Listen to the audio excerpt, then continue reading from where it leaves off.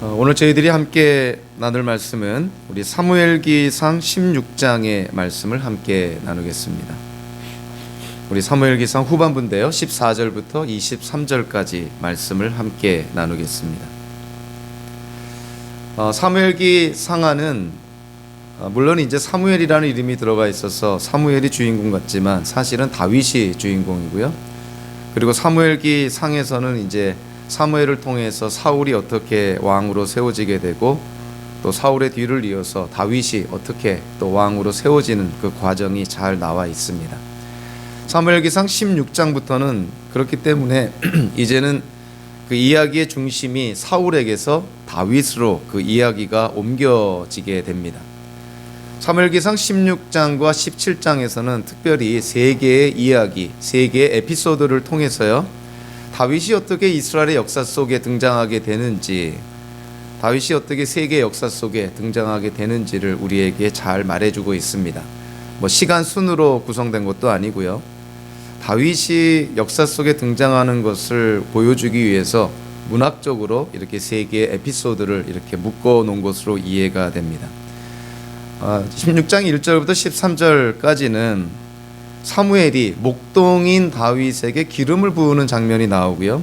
그리고 오늘 우리가 함께 나누는 14절부터 23절까지 두 번째 에피소드는 이제 사울의 고통을 다윗이 수금을 킬 때 그 고통이 치료가 되는, 즉 다윗을 젊은 음악가로 이렇게 그립니다.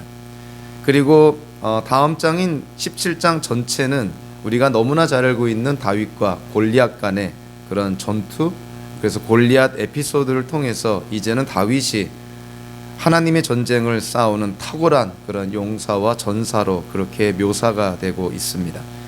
오늘 우리가 두 번째 이 에피소드를 대하면서 우리의 초점을 역사의 주관자가 사람이 아니라 환경이 아니라 하나님이심을 우리가 한번 깨닫고 다시 한번 확인하는 그런 귀한 시간이 되기를 바랍니다. 우리 사무엘기상 16장 우리 14절부터 23절까지 우리 세번역 성경으로 우리 함께 같이 읽겠습니다. 우리 14절부터 같이 읽습니다. 사울에게서는 주님의 영이 떠났고 그 대신에 주님께서 보내신 악한 영이 사울을 괴롭혔다. 신하들이 사울에게 아뢰었다. 임금님, 하나님이 보내신 악한 영이 지금 임금님을 괴롭히고 있습니다. 임금님은 신하들에게 수금을 잘 타는 사람을 하나 구하라고 분부를 내려주시기 바랍니다. 하나님이 보내신 악한 영이 임금님께 덮칠 때마다 그가 손으로 수금을 타면 임금님이 나으실 것입니다. 사울이 신하들에게 명령을 내렸다. 그러면 수금을 잘 타는 사람을 찾아보고 있으면 나에게로 데려오너라. 젊은 신하 가운데 한 사람이 대답하였다. 제가 베들레헴 사람 이새에게 그런 아들이 있는 것을 보았습니다. 그는 수금을 잘 탈 뿐만 아니라 용사이며 용감한 군인이며 말도 잘하고 외모도 좋은 사람인데다가 주님께서 그와 함께 계십니다. 그러자 사울이 이새에게 심부름꾼들을 보내어 양떼를 치고 있는 그의 아들 다윗을 자기에게 보내라고 명령하였다. 이새는 곧 나귀 한 마리에 빵과 가죽 부대에 담은 포도주 한 자루와 염소 새끼 한 마리를 실어서 자기 아들 다윗을 시켜 사울에게 보냈다. 그리하여 다윗은 사울에게 와서 그를 섬기게 되었다. 사울은 다윗을 매우 사랑하였으며 마침내 그를 자기의 무기를 들고 다니는 사람으로 삼았다. 사울은 이새에게 사람을 보내어 일렀다. 다윗이 나의 마음에 꼭 드니 나의 시중을 들게 하겠다. 그리하여 하나님이 보내신 악한 영이 사울에게 내리면 다윗이 수금을 들고 와서 손으로 탔고 그때마다 사울에게 내린 악한 영이 떠났고 사울은 제정신이 들었다. 아멘. 기도하겠습니다. 하나님, 이스라엘의 역사 속에 또 다윗의 인생 속에 일어난 한 사건을 저희들이 대합니다. 이 사건을 통해서 우리의 인생들로 구성된 세계의 역사를 하나님께서 주관하심을 다시 한번 확인하고 깨닫고 확신하는 귀한 시간 되게 하여 주시옵소서. 예수님의 이름으로 기도하옵나이다. 아멘. 오늘 본문을 들어가기 전에 하나님께서 이제 사울을 패하고 다윗을 이스라엘의 독립왕국의 두 번째 왕으로 세우는 그 이유를 저희들이 한번 좀 살펴보고자 합니다. 즉 사울이 하나님께 지은 죄가 어떠한 의미가 있는지 그거를 우리가 한번 살펴보려고 합니다. 사무엘기상 14장부터 이렇게 보면 사울이 전쟁을 할 때마다 승리를 했다고 사무엘기 저자가 강조를 합니다. 즉 사무엘기상 14장 47절에 보니까 사울이 어느 쪽으로 가서 싸우든지 늘 이겼다. 즉 전쟁의 영웅이었다는 것이죠. 이스라엘 민족을 사방 다른 이방인들로부터 지켜주는 그러한 역할을 잘 감당하는 왕이었다는 것이죠. 자, 그런데 전쟁에서 이기다 보니까 연승을 하다 보니까 왕권이 확립이 되다 보니까 자기의 자리가 확고해지다 보니까 이제 성경의 내용을 통해서 우리가 깨닫게 되는 것이 암울한 그림자가 이렇게 스며들게 됩니다. 그것은 사실은 이스라엘의 참된 왕은 하나님이시고 사울은 참된 왕이신 하나님을 대신하여서 부왕으로서 하나님을 대신한 청지기로서 이스라엘을 다스려야 되는데 전쟁에서 이기고 승리하고 성공하다 보니까 이제는 자기가 하나님인 양 그렇게 착각에 빠지게 됩니다. 그래서 성경의 기록을 통해서 보면 결정적으로 두 번의 그 잘못, 죄를 범하게 되죠. 믹마스에서 블레셋과 전투를 할 때, 그리고 시내산 지역에서 아말렉과 전투를 할 때 사울은 하나님의 율법을 어기고 하나님의 말씀에 불순종하게 됩니다. 믹마스에서 블레셋과 전투를 하는데요, 하나님께 제사를 드리는 것은 제사장들만 그 제사를 드릴 수가 있고 제사를 인도할 수가 있는데 사무엘이 오지를 않고 모인 이스라엘 군인들은 자꾸만 흩어지고 사울이 다급한 마음에 제사장을 대신하여서 하나님께 제사를 드리게 됩니다. 이거는 절대 해서는 안 되는 일이었던 것이죠. 제사는 제사장이 인도해야 되는데 사울이 상황적으로 봤을 때 필요하다 싶어서 제사장인 사무엘을 대신하여서 제사를 드리게 됩니다.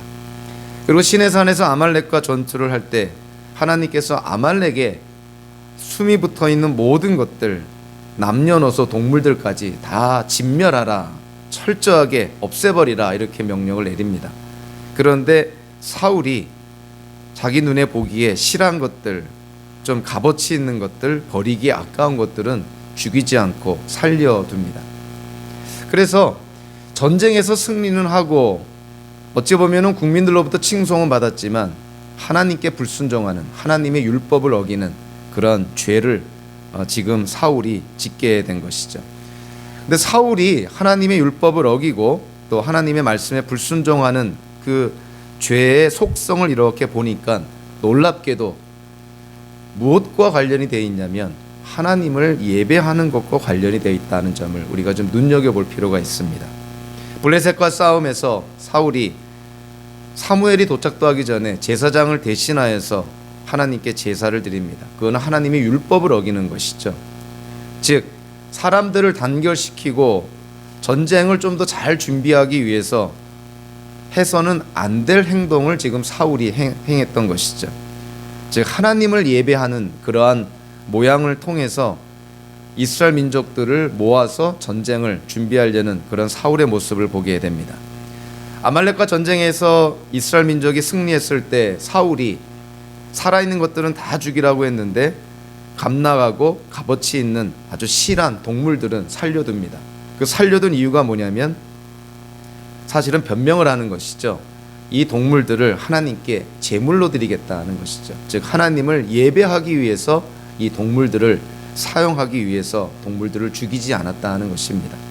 결국 사울이 이 블레셋과의 전투에서, 아말렉 족속과의 전투에서 하나님께 죄를 지은 것이 뜻밖에도 예배와 관련이 있다는 것은 참 저희들에게 큰 경각심을 불러일으킵니다. 사울이 첫 번째로 그 죄를 범할 때, 즉 제사장인 사무엘을 대신해서 제사를 드릴 때 그 동기가 뭐였냐면 사람들을 결속시키고 사람들을 무장시키고 모으기 위해 했던 것이죠. 군사전력적인 측면에서 보면 전혀 잘못된 것이 아니고 오히려 상식적으로 봤을 때 당연한 행동이라고 볼 수가 있습니다. 군인들은 막 흩어지고 있고 블레셋 군인들은 점점 다가오고 있는데 사무엘은 도착하고 있지 않으니 궁급한 마음에 하나님께 자기가 제사를 드린 것이죠. 상식적으로 인간적으로 보면 이해가 되는 부분이기도 합니다. 두 번째도 마찬가지였죠. 아말렉 족속과의 전쟁에서 실한 동물들을 다 살려둡니다. 그 살려둔 동기가 뭐냐면은 사실은 이스라엘 백성들의 눈치를 본 것이죠. 결국 첫 번째 죄나 두 번째 죄에 사울의 관심사는 하나님께 있는 것이 아니라 사람에게 있었다는 것을 깨닫게 됩니다. 사람의 마음을 얻기 위해서, 사람을 모으기 위해서, 결국 사람들을 통해서 자기가 왕으로서의 역할을 잘 감당하기 위해서 하나님의 율법을 어기고 하나님께 불순종했다는 것이죠. 다른 말로 하면 자기가 왕으로서 해야 될 일을 잘 감당하기 위해서 하나님을 끌어들인 것이고 하나님을 이용한 것이다, 이렇게 이해가 됩니다. 하나님이 하나님이시기 때문에 우리가 하나님을 예배하는 것인데, 무엇인가를 이루고 성취하기 위해서, 우리의 일을 위해서 하나님께 제사하고 하나님께 예배를 드린다는 것은 그거는 잘못된 것이라는 것이죠. 일과 예배는 분명하게 일치가 되어야 되는데, 일과 예배를 분리를 시키고 더 나아가서 우리의 일을 위해서 예배를 사용하거나 예배를 도구로 삼는다고 한다면 그것은 하나님 앞에 큰 죄가 된다는 것입니다. 현대를 사는 우리 기독교인들에게도 이와 같은 사울의 모습은 하나의 반면교사가 되고 우리에게 큰 경각심을 불러일으키는 것이죠. 우리가 한 주간의 첫 시간을 따로 구별하여서 하나님께 예배할 때 왜 우리는 하나님을 예배하는가? 만약에 사울처럼 우리의 일을 위해서, 우리가 하고자 하는 일에 하나님께서 도와주셔서 일에 풍성한 열매를 맺고 성취를 하고 뭔가 성공을 하기 위해서, 만약에 그러한 목적으로 우리가 예배를 드린다면 사울의 예배와 똑같은 예배가 되는 것이죠. 일을 위해서 예배가 도구에 지나지 않게 되는 것입니다. 우리는 하나님을 예배할 때요, 하나님이 우리에게 무엇을 하셨기 때문에 예배하는 것이 아니고 무엇인가를 하나님께로부터 받기 위해서 예배를 하는 것이 아닙니다. 하나님이 하나님이시기 때문에 우리가 예배를 드리는 것이죠. 하나님이 하나님이시기 때문에 세상을 창조하시고 우리를 지으시고 또 이 세상을 지금 붙들고 계시고 훗날에 또 이 세상을 심판하러 오시는 그 하나님의 하나님 되심 때문에 우리는 하나님을 예배합니다. 만약에 이 아침에 우리가 예배할 때 그런 어떤 순전한 마음이 아니라 사울처럼 우리의 일이 잘 되게 하기 위해서, 하나님께로부터 무언가를 받기 위해서 우리가 예배를 한다면 이 예배는 예배가 아니라 그냥 우리의 일을 이루기 위한 하나의 도구에 불과하다는 것이죠. 하나님은 그러한 대우를 받으시면 안 되는 분이라는 것입니다. 하나님이 하나님이시기 때문에 그 사실만으로도 우리는 하나님을 예배해야 된다는 것입니다. 그래서 일이 예배의 목적이 되어서는 절대로 안 되는 것이고요, 오히려 일과 예배가 일치가 되어야 되는 것이죠. 그래서 오늘 우리가 여기서 드려지는 이 예배 때 우리의 모습과 예배 후에 세상에 나아가서 일상생활 할 때 우리의 모습이 사실은 일관성이 있어야 됩니다. 교회 안의 모습과 교회 밖의 모습이 같아야 되겠죠. 교회 일을 할 때에도 세상 일을 할 때에도 일관성이 있어야 되겠죠. 교인들을 만날 때 우리의 모습과 교회 밖에 일반 사람들을 만날 때 우리의 모습이 같아야 되겠죠. 목사님을 만날 때의 모습과 자기의 지도교수나 상사를 만날 때 우리의 언행의 그런 행실의 모습이 같아야 되겠죠. 신앙과 삶이 일관성이 있을 때 우리는 주변 사람들에게 안정감을 줄 수가 있고 우리 또한 하나님 안에서 평안함을 누릴 수가 있습니다. 그래서 예배와 일이, 주일 예배와 또 주중에 우리의 삶이 일관성이 있고 일치가 될 때, 그럴 때 저와 여러분들은 하나님이 주시는 평강을 누리게 된다는 것이죠. 사울은 하나님을 예배한다고 하면서 자기가 제사를 예배를 드리고 인도하고 하나님께 불순종하면서 동물들을 살려둡니다. 과연 그 예배를 하나님이 기뻐 받으셨을까? 하나님은 이미 사무엘을 통해서 우리에게 말씀한 것처럼 겉모습을 보는 것이 아니라 마음의 중심을 본다 그랬습니다. 우리가 이 아침에 드려지는 이 예배가 하나님께 얼마나 잘 상달되고 하나님이 우리의 예배를 얼마나 흠양하실까, 그거는 우리가 예배에 나오는 우리의 마음에 이미 결정이 되어 있다는 것이죠. 얼마나 순전한 동기로 하나님을 예배하는 마음으로 나오는가. 그래서 거룩한 모습보다는 오히려 상하고 통회하는 그러한 마음으로 하나님을 예배할 때 하나님께서 그 예배를 기뻐 받으신다는 것이죠. 자, 오늘 본문은요, 이러한 사울이 하나님을 무시하고 하나님 대신에 자기가 하나님인 양 그렇게 이스라엘을 다스리려는 그런 사울을 하나님이 이제는 폐위시켜버리고 사울을 대신하여서 두 번째 왕인 다윗을 세우는 과정 속에 일어난 사건을 우리에게 말해주고 있습니다. 오늘 본문에서 하나님이 어떻게 역사를 이끌어 가시는지, 다윗이라는 인생 속에서, 이스라엘의 역사 속에서, 결국은 세계 역사 속에서 하나님이 어떻게 역사를 주관하시는지를 오늘 본문을 통해서 우리가 함께 깨닫기를 바랍니다. 자, 오늘 본문을 보면요, 좀 어려운 부분이 나옵니다. 상당히 논란이 될 수 있는 부분인데요, 성경에서 계시된 만큼만, 성경이 우리에게 말씀해 주는 만큼만 우리가 이해하면 되고요, 불필요한 그런 사색, 주관적인 추측은 가능하면 피하고 성경의 내용을 통해서 우리가 좀 이해할 필요가 있습니다. 자, 그것이 뭐냐면 14절, 15절, 16절, 23절에 공통적으로 나온 표현이 하나 있죠. 그것이 뭐냐면 하나님이 보내신 악한 영이다, 이런 표현을 씁니다. 사울이 하나님께 불순종하고 그래서 하나님이 사울을 이제는 폐위시키고 다윗이라는 새로운 왕을 세우고자 할 때 다윗에게는 하나님의 영의 감동이 있었고 사울에게는 하나님의 영이 떠나고 대신에 14절에 보니까 주님께서 보내신 악한 영이 사울을 괴롭혔다, 이렇게 말씀을 합니다. 하나님께서 보내신 악한 영을 우리가 어떻게 이해를 해야 될 것일까?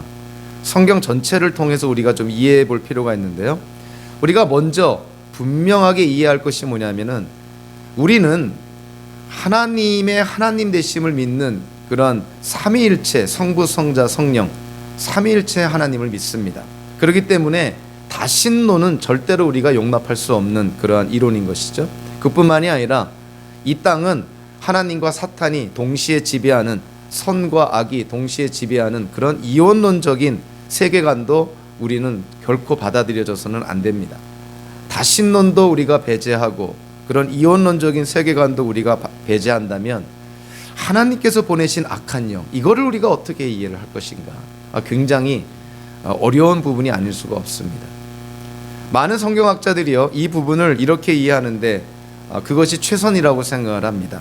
하나님께서 보내신 악한 영을 우리가 존재론적으로 이해를 해서 하나님이 악령을 사용하시나, 악한 영을 도구로 사용하시나, 이렇게 이해하기보다는 하나님께서 보내신 악한 영이라는 것은 천사들 가운데서 하나님께서 주신 그런 역할 가운데 악역이 있다는 것이죠.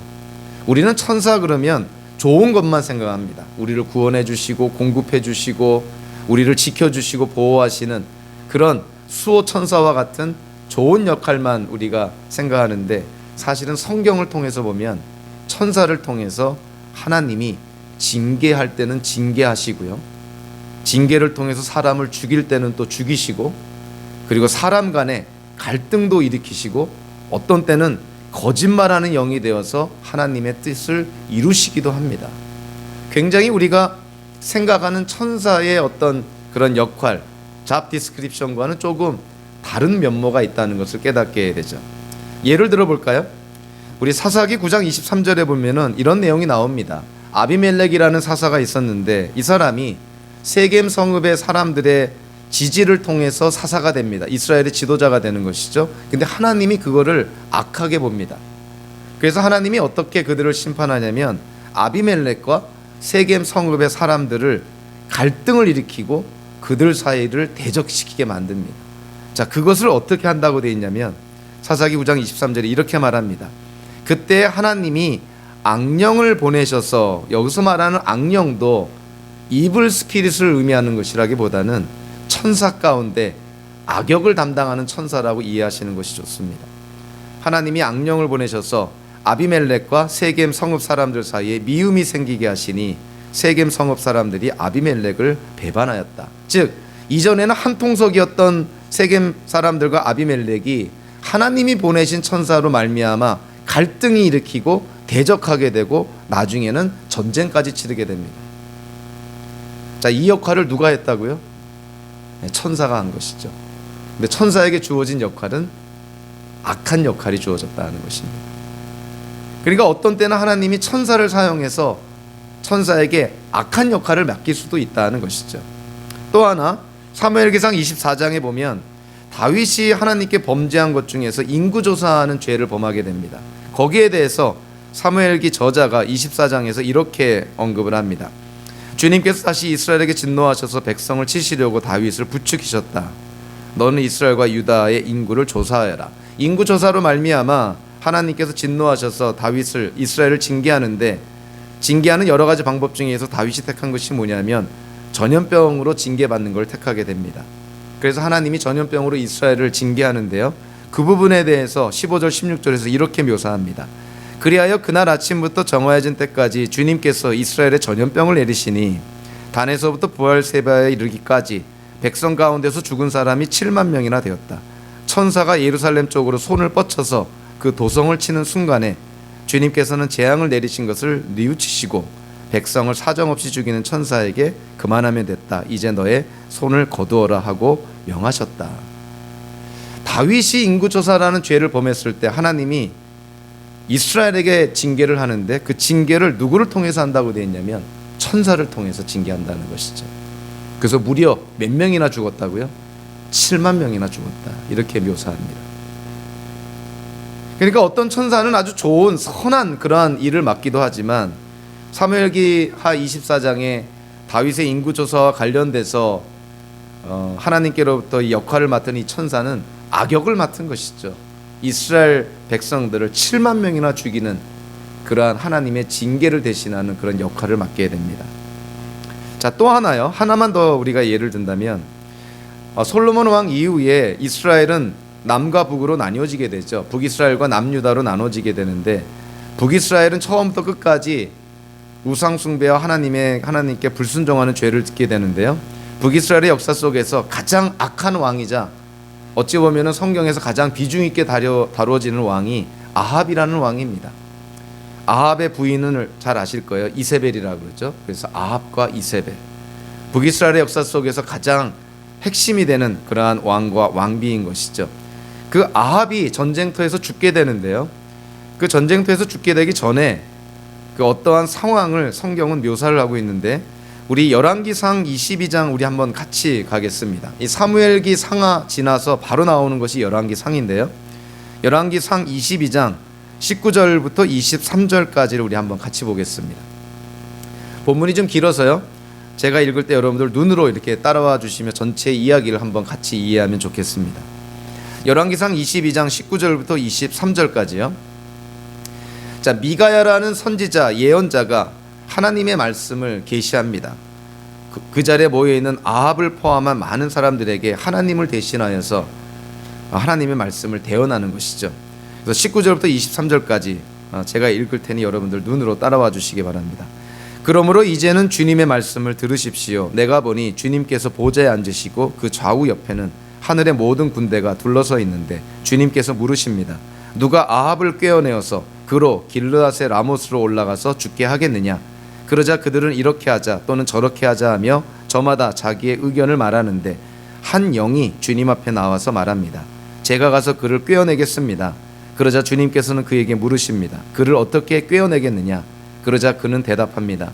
제가 거짓말하는 영이 되어 아합의 모든 예언자들의 입에 들어가서 그들이 모두 거짓말을 하도록 시키겠습니다. 그러자 주님께서 말씀하십니다. 내가 그를 꿰어라. 틀림없이 성공할 것이다. 가서 곧 그렇게 하여라. 그러므로 이제 보십시오. 주님께서 거짓말하는 영을 여기에 있는 임금님의 예언자들의 입에 들어가게 하셨으니 주님께서는 임금님께 이미 재앙을 선언하신 것입니다. 자, 이 천사 가운데 한 명이 지금 아합 주변에 있는 모사들이죠. 아합이 귀담아 듣고 있는 그런 예언자들의 입에 거짓말하는 영이 되어서 그들로 하여금 거짓말하게 만들어서 아합을 하나님의 징계로 죽게 만들겠다는 것입니다. 그러니까 천사가 하나님께로부터 받은 역할이요, 좋은 역할도 있고 나쁜 역할도 있고 선한 역할도 있고 악한 역할도 있다는 것이죠. 그래서 오늘 우리가 함께 나누는 사무엘기상 16장에 나오는 주님께서 보내신 또는 하나님께서 보내신 이 악한 영이다 하는 것은 악령을 의미하는 것이 아니라 천사들 가운데서 하나님께로부터 지금 사울을 징계하는 역할을 맡은 천사라고 이해하는 것이 가장 성경적인 이해라고 봅니다. 하나님께로부터 이 사울이 징계를 받게 되는데요, 하나님께로부터 보내신 즉 악한 역할을 맡은 천사로 말미암아 사울이 괴롭힘을 당하게 됩니다. 근데 여기서요, 괴롭히다 14절에 보니까 사울을 괴롭혔다, 15절에 보니까 임금님을 괴롭히고 있습니다. 이 괴롭히다라고 번역된 히브리어가 바하트라는 단어인데, 이 바하트라는 히브리어가 어디에서 가장 많이 집중적으로 사용되냐면 욥기에서 가장 집중적으로 사용됩니다. 여러분들 잘 알 거예요. 욥에게 어떠한 환난이 닥쳤는지, 신체적인 고통이 닥쳤는지, 친구들이 얼마나 욥을 정죄하는지, 그러한 과정 속에서 하나님이 침묵함으로 말미암아 욥이 얼마나 고통을 당하고 있는지, 하나님 때문에 정신적으로 그리고 육체적으로 신학적으로 욥이 혼란에 빠져 있는 그 모습을 표현한 단어가 오늘 괴롭히다라고 번역된 히브리어 바하트를 사용하고 있다는 것이죠. 그래서 우리에게 간접적으로 주는 의미가 뭐냐면, 사울이 지금 하나님께로부터 징계를 받고 있는데 그 징계의 정도가 바로 욥이 당한 고통의 정도와 같다고까지 얘기할 수 있을 정도로 사울은 지금 큰 괴롭힘을 당하고 있다는 것이죠. 하나님께 불순종하고 하나님의 율법을 어기고 하나님을 대신하여서 자기가 영광을 받는 자기가 하나님인 양 그렇게 자기를 내세웠던 사울을 하나님이 지금 징계하고 계시다는 것입니다. 자, 놀라운 것은요, 15절 16절을 이렇게 내려다 보면 사울의 신하들이요, 사울이 그러한 괴롭힘을 당하는 걸 보고, 우리는 정확하게 어떠한 그런 상황 모습인지 모르지만 신하들이 깨닫습니다. 사울 왕이 지금 괴롭힘을 당하는 것은 그냥 우연히 일어난 것이 아니라 하나님께로부터 지금 징계를 받고 있는 거구나, 이거를 신하들이 지금 깨닫고 있는 것이죠. 그래서 신하들이 사울 왕에게 어찌 보면 제안을 합니다. 충고를 하는 것이죠.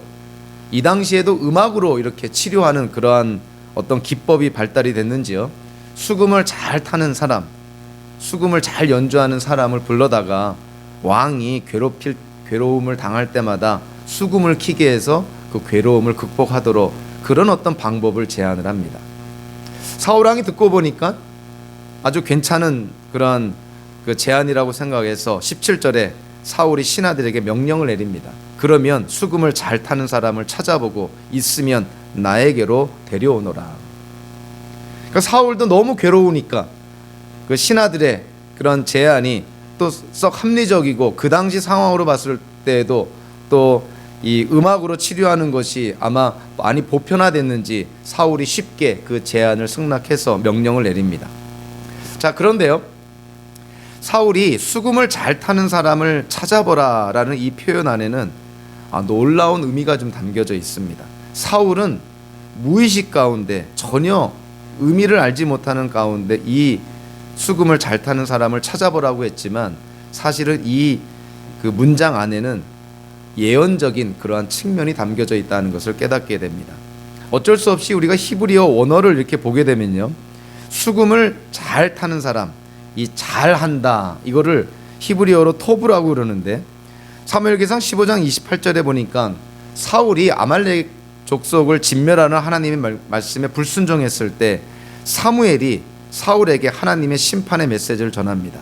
사무엘기상 15장 28절에 이렇게 말합니다. 주님께서 오늘 이스라엘 나라를 이 옷자락처럼 찢어서 임금님에게서 빼앗아 임금님보다 더 나은 사람에게 주셨습니다. 더 나은이라고 표현된 이 단어가 오늘 본문에 잘이라고 번역된 히브리어랑 같은 히브리어인 것이죠.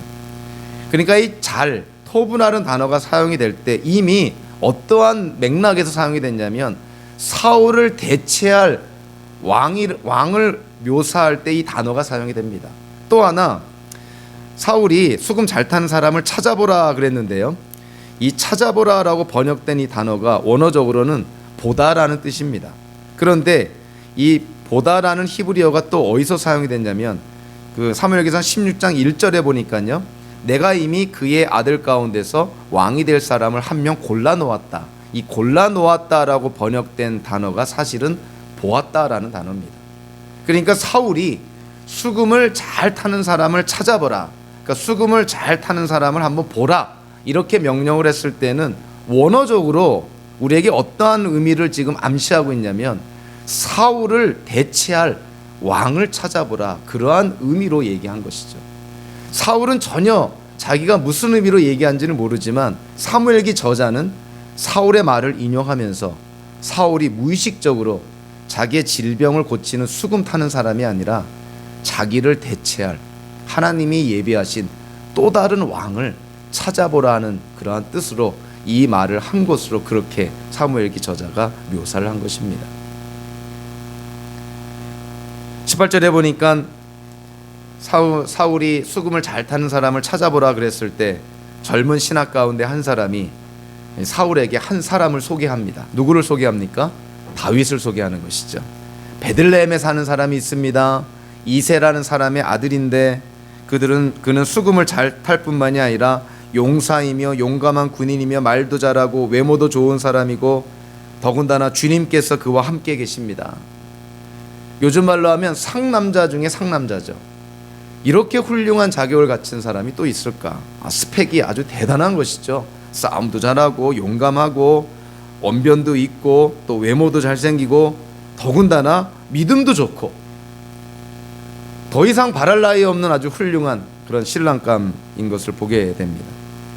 근데 여기서 우리가 좀 눈여겨봐야 될 것이요, 젊은 신하 가운데 한 사람, 이 표현을 우리가 좀 눈여겨볼 필요가 있습니다. 한마디로 말하면 이름을 알지 못하는 사람이라는 것이죠. 자, 하나님께서 이름도 밝히지 않는 한 무명의 사람을 통해서 결론적으로 얘기하면 다윗과 사울을 만나게 하고요, 그래서 다윗이 결국은 왕궁에 들어가게 됩니다. 그 교두보 역할을 한 사람이 누구냐면 이름도 없는 젊은 신하 가운데 한 사람. 이름도 없어요. 누군지도 모릅니다. 물론 하나님만이 아시는 거겠죠. 사무엘기 저자도 굳이 밝히지 않습니다. 이름도 모르는 한 무명의 사람을 통해서 다윗이 드디어 이스라엘의 역사 속에 등장하게 되는 것이죠. 사실 이런 무명의 사람을 통해서 다윗과 사울이 만나게 되는 것 이전에 똑같은 상황이 있습니다. 그것이 뭐냐면은 사울의 아비의 이름이 기스인데요. 암나귀를 잃어버려가지고 사울에게 그 암나귀를 찾아오라 그럽니다. 그럴 때 사울이 어떤 무명의 하인과 함께 동행을 하고 그 암나귀를 찾으러 나섭니다. 그런데 찾다 못 찾고 이제 집으로 돌아가려고 하니까 하인이 뭐라 그러냐면 이 근처에 아주 훌륭한 예언자가 있는데 그를 찾아가서 한번 도움을 청하면 어떻겠습니까? 이렇게 충고를 합니다. 사울이 그 얘기가 그럴듯해서 그 하인과 함께 그 예언자를 찾아가게 되죠. 그 예언자가 누구겠어요? 사무엘입니다.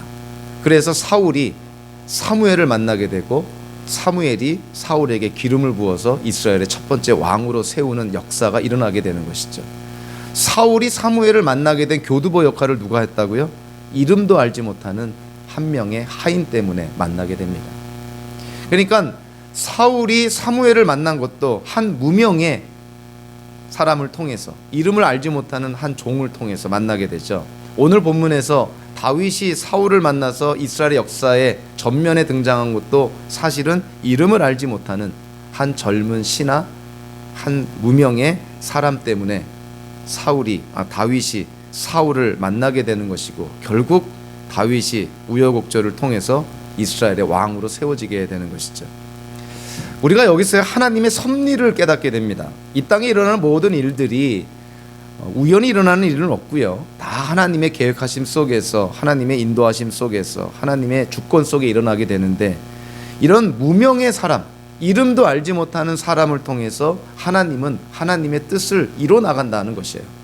그래서 우리의 인생도 돌아보면 기억도 나지 않는 수많은 사람들의 손길을 통해서 우리가 지금 이 자리에 오게 된 것입니다.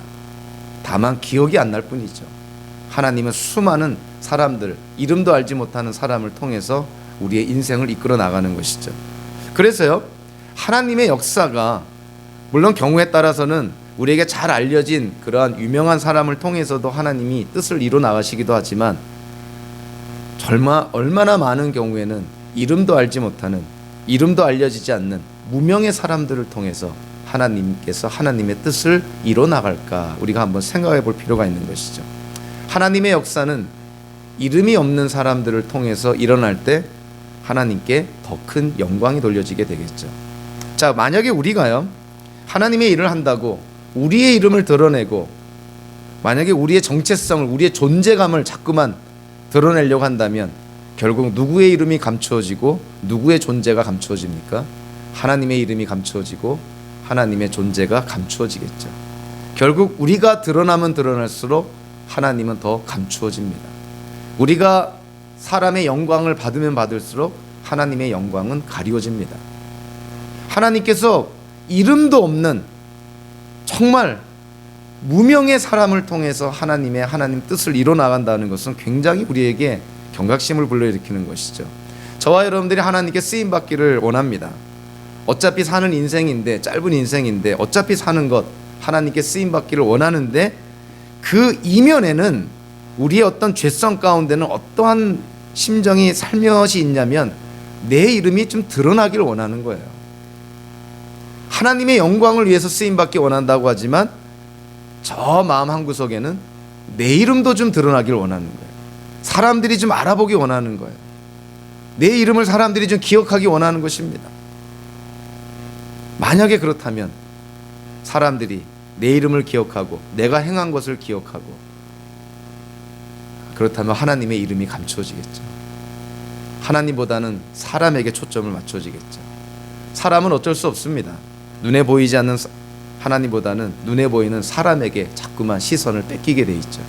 그래서 우리의 이름이 드러나면 드러날수록 하나님의 이름은 가리워지고 하나님의 영광은 감추어집니다.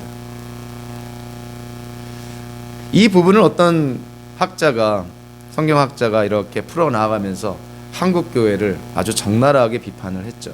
저도 10분 동의하는 부분입니다. 한국 교회가 얼마나 많은 때에 자기 이름을 내려고 분주하게 움직였는지 우리가 다 인정합니다.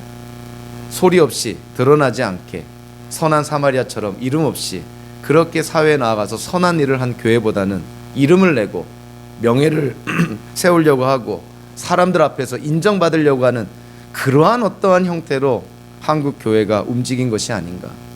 결국 하나님의 영광은 가리우고 한국 교회가 부흥했을 때 하나님께 영광을 돌리기보다는 몇몇 사람들의 이름을 되새기면서 그들 때문에 마치 한국 교회가 부흥한 것처럼 그렇게 잘못된 방향으로 우리가 호도된 것은 아닌가. 그 성경학자의 그런 그 질책과 비판 저도 10분 동감했습니다. 그래서 이거는 남을 비판하는 데 그치어서는 안 되는 것이고 우리의 인생이 또 우리가 섬기는 이 교회가 그러한 전철을 밟아서는 안 되는 것이죠. 우리의 이름을 내서는 안 되는 것입니다. 우리는 그냥 무명으로 있어야 되는 것이죠. 그냥 선한 사마리아인으로 있으면 가장 좋은 것이고 대신에 우리를 통해서 역사하는 하나님께 영광이 돌려진다면 그것이 바로 우리가 이 땅을 사는 성도의 모습이라고 저는 생각을 합니다. 그래서 저와 여러분들이 교회에서 어떠한 모습으로 어떠한 모양으로 어떠한 위치에서 어떠한 역할을 감당하던 자기 이름을 내려고 한다면 그 일을 안 하는 이만 못한 것이죠. 주변 사람들에게 시험거리가 될 것이고 하나님께서 그 영광을 받지 않으실 것이고 오히려 하나님의 영광이 가리워질 것이고 교회 안에 분란과 갈등만 일어나게 되겠죠. 내 이름을 내기보다 하나님의 이름을 높이도록 우리가 노력해야 됩니다. 하나님은 이름 없는 사람을 사용하시죠. 저와 여러분들이 이름이 없을 때 하나님이 우리를 분명히 사용하십니다. 하나님께서 역사의 주권자가 되신다는 또 다른 측면을 바라보면요, 하나님은 그 천사들을 이용하셔서 사용하셔서 하나님의 그런 뜻을 이뤄 나가시기도 하고 또 이름도 없는 무명의 사람들을 통해서 하나님의 뜻을 이뤄 나가시기도 하고 뜻밖에도 오늘 본문을 통해서 보니까 하나님께서 포기하시고 하나님께서 폐위시켜버리는 사울이라는 사람을 통해서도 하나님은 하나님의 뜻을 이뤄 나갑니다. 즉 악인을 통해서 하나님께서 하나님의 뜻을 이뤄 나간다는 것이죠. 오늘 보면 19절에 보니까 그런 젊은 신하의 제안, 무명의 그런 신하의 제안을 듣고 사울이 명령을 내립니다. 이새의 집에 사람을 보내어서 양떼를 치고 있는 그의 아들 다윗을 자기에게 보내라. 얼마나 구체적으로 묘사하는지 몰라요. 젊은 신하는 이새의 아들이 양떼를 치고 있는지도 얘기를 안 했고요. 이름조차 얘기를 안 했습니다. 그런데 사울은 이새에게 메신저를 보낼 때 당신 아들들 가운데서 지금 목동으로 있는 다윗이라는 아들을 내게 보내라, 이렇게 얘기를 합니다. 아주 구체적으로 언급하는 것이죠. 그래서 이걸 통해서 우리가 이해하는 것은 지금 다윗이 이스라엘의 역사의 전면에 등장하는 과정 속에서 사울은 그냥 마지못해서 수동적인 역할을 하는 것이 아니라 사실은 능동적인 역할을 합니다. 사울이 다윗을 초대하는 것이죠, 왕으로서. 나중에 22절을 보니까 다윗이 와가지고 정말 수금을 키고 연주를 하니 사울의 고통이 막 감해지고 없어지는 것을 경험하게 됩니다. 그래서 22절에 사울이 이새에게 말합니다. 다윗이 나의 마음에 꽂더니 나의 시중을 들게 하겠다. 다윗을 내 사람으로 만들겠다는 것이죠. 그래서 결국 자기의 무기를 들고 다니는, 요즘 말로 하면 경호실장이나 민정수석 같은 그러한 역할을 맡깁니다. 그러니까 다윗이 이스라엘의 역사의 전면에 등장하는 데 있어서 사울 같은 사람도 하나님이 사용하신다는 것이죠. 어찌 보면은 우리는 역사를 통해서 알죠. 사울은 악인이었고 나중에 이제 사무엘기상 후반부로 들어가 보면 거의 미친 사람처럼 발악하는 걸 보게 됩니다. 제사장들, 수십 명의 제사장들을 학살도 하고요. 이루 말할 수 없는 그러한 만행을 저지르는 것이 사울인데, 오늘 본문에서 다윗이 이스라엘 역사에 등장하는데 그 사울을 하나님이 사용하신다는 것이죠. 하나님이 천사를 사용하시고 무명의 사람들을 사용하시고 사울과 같은 악인들도 사용하셔서 결국 이스라엘의 역사를 이끌어가고요. 이스라엘의 역사가 곧 세계의 역사고 저와 여러분들의 역사의 배경이 되는 것이죠. 그래서 역사의 주관자가 누굽니까? 이 모든 것들이 우연히 일어난 것인가요? 상황에 의해서 계획하지도 않았는데, 하나님께서 계획하지 않았는데 그냥 일어난 일입니까? 그렇지 않습니다. 이 모든 일들이 우리의 이해를 초월하여서 하나님의 계획 속에서, 하나님의 섭리 속에서 이 모든 일들이 일어난 것입니다. 결국 역사의 주관자가 사람이 아니라, 환경이 아니라, 나라가 아니라 하나님이 역사의 주관자이심을 우리에게 보여주고 있는 것이죠. 오늘 본문의 말씀을 우리가 마무리를 하면서 한 가지 짚고 넘어가야 될 것이 있습니다. 사울과 다윗을 이렇게 바라보면 공통점이 있습니다. 이들은 사무엘로부터 기름 부음을 받습니다. 하나님의 영의 감동을 받습니다. 이들은 이스라엘의 왕이라는 똑같은 직책을 받습니다. 똑같은 역할을 부여받게 되는 것이죠. 이들의 정체성이 나타나게 되는 것이죠. 그러나 사울에 대한 평가와 다윗에 대한 평가는 천양지차로 달라지게 됩니다. 이들이 맡은 일은 똑같았습니다. 옳은 일을 맡은 것이죠. 하나님을 대신하여서 이스라엘을 다스리라는 것이죠. 이것처럼 막중한 중요한 일이 어디 있습니까? 그런데 이들에 대한 평가는 180도 달라지는 것이죠. 여기서 우리가 깨닫게 되는 게 뭐냐면, 우리에게 어떠한 일이 주어졌다고 해서 우리의 정체성이, 우리의 본질이 그 일에 맞춰서 가는 것은 아니라는 것입니다. 우리에게 어떤 일이 주어졌을 때 그 일을 어떻게 행하느냐가 우리를 나타낸다는 것이죠. 사울과 다윗은 똑같은 이스라엘의 왕이었지만, 그들에게 주어진 일은 똑같았지만 그들이 행하는 일을 어떻게 행하는 그들의 태도가 달랐기 때문에 결국 그들에 대한 평가는 천양지차로 달라졌던 것이죠. 옳은 일이 우리에게 주어졌다고 해서 우리가 의인이 되는 것이 아니죠. 옳은 일을 옳게 행할 때 우리가 의인이라 소리를 들을 수가 있습니다. 좀 더 우리가 포괄적으로 우리가 적용하면, 우리는 사람을 처음 만나면요, 제일 먼저 뭐부터 물어보냐면 직업이 뭐냐고 물어봅니다. 그럼 직업을 통해서 우리는 상대방을 좀 파악하는 것이죠. 영어로는 사이즈업 한다 그러죠. 사이즈를 잽니다. 이 사람이 어떤 사람이고 도대체 어떠한 일을 하고 있고, 그렇다면 교육도 어떠한 교육을 받았고, 또 일에 따라서는 이 사람의 가치관, 도덕관, 세계관, 심지어는 종교까지도 이렇게 알게 되겠죠. 그래서 직업은 우리에 대해서 많은 것을 알려줍니다. 그러나 직업은요, 양면성이 있습니다. 우리에 대해서 무엇인가를 알려주기도 하면서 직업은 또한 우리를 감추는 역할도 합니다. 직업 뒤에 우리가 숨을 수가 있는 것이죠. 어찌 보면 우리의 진정한 우리의 인품과 성품, 우리의 정체성을 직업이라는 포장 속에서 감출 수가 있습니다.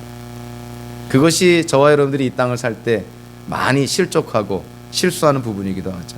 어떤 사람의 직업이 훌륭하다고 해서 그 사람의 성품과 인품이 훌륭합니까? 그렇진 않은 것이죠. 어떤 사람이 교수라고 해서 교수에 합당한 그런 인품과 성품을 갖고 있다고 그렇게 단정 지을 수 있나요? 그렇지 않습니다. 더 불행한 것이죠. 우리는 세상에 나아가서 일반인들과 만날 때, 저 같으면 그렇습니다. 제일 먼저 저는 기독교인이라고 밝히고, 얘기하다가 얘기가 좀 길어지면 목사라는 것까지 밝힙니다. 그럼 사람들이 저에 대해서 이해를 하겠죠. 아, 어떠한 사람이고 무슨 일을 하고 있고, 그래서 저에 대해서 무엇인가를 알게 되겠죠.